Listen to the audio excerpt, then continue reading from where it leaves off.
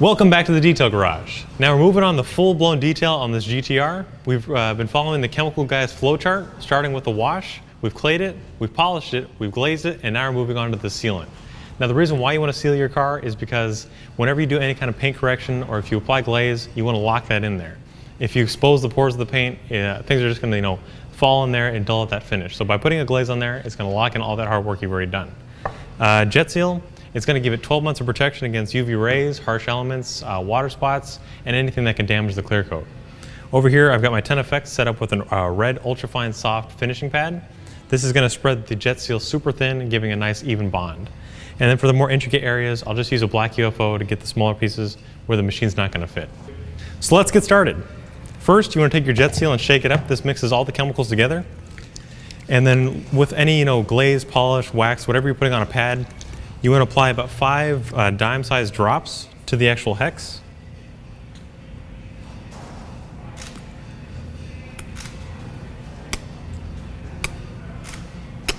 And now we're going to blotch this out on the surface.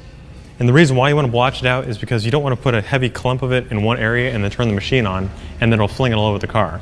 So by blotching it out, you'll be able to give it even coverage. So now that it's blotched out, you want to put it on speed setting 1 and then just spread it out in an even layer over the whole vehicle.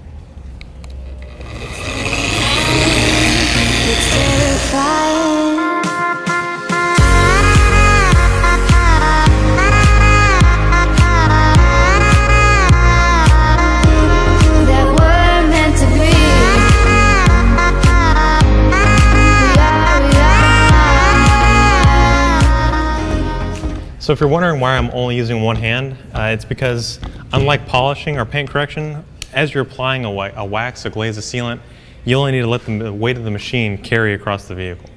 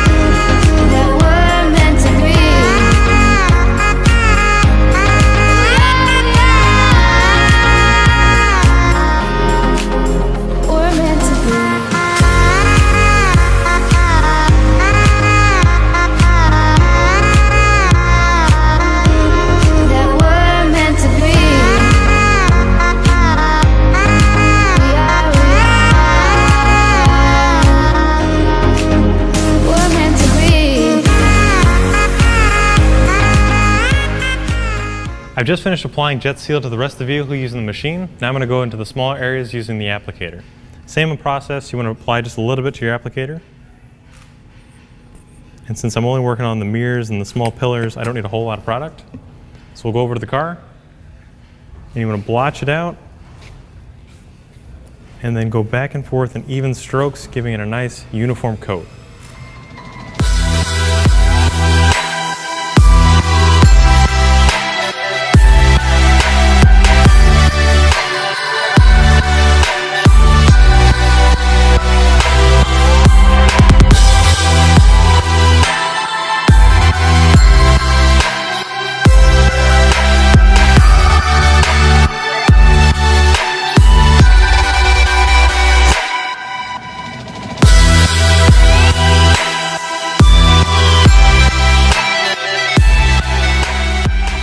So after letting the jet seal sit for about 15 minutes, it's time to buff it off.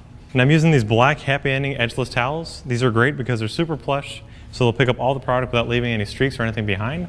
And also since they're edgeless, they won't create any new scratches or swirls. So what you want to do is put it on the paint and then work back and forth in straight lines. The reason for this is because if you do pick up something and it starts to scratch the paint, it'll actually swirl, and that's a lot more noticeable and a lot harder to remove.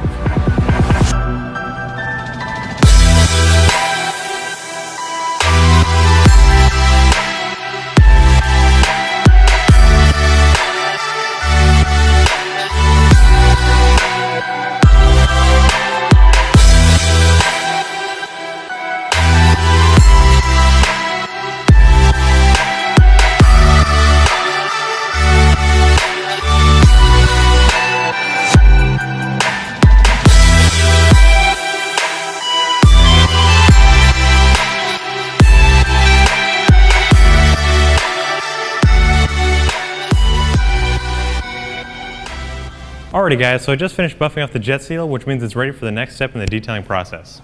Now as I keep mentioning, we're going by the Chemical Guys Flowchart. We started by washing it, we clayed it, we polished it, we glazed it, and now we just sealed it, which means it's ready for the next step, which is wax. So tune in next time when we bring this baby back in the shop and we throw on some butter wet wax. We'll see you next time. Thanks for watching.